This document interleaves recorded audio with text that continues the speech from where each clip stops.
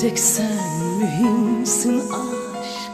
Sen hayatımda, tahammülüm yok gözlerinde bir damla yaşa kıyamam.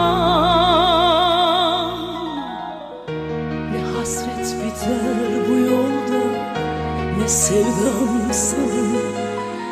Bir tek sen emirsin aşk, emir hayatımda.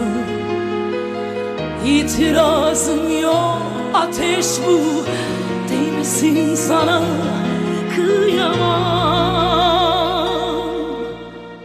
Sen başıma gelen en az en çok hatalarım.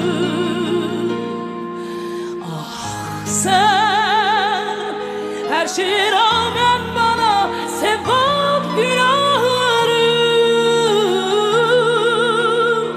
Sen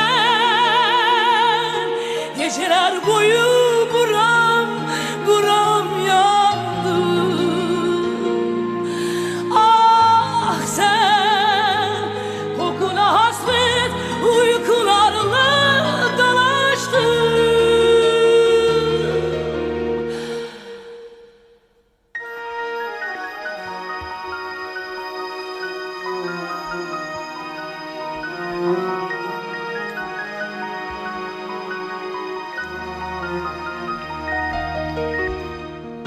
Ne yükseklerde gözüm var, ne para pulda.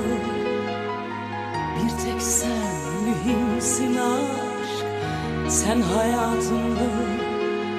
Tahammülüm yok gözlerinde bir damla yaşa kıyamam. Sen başıma gelen en az en çok hatalarım. Ah sen her şeye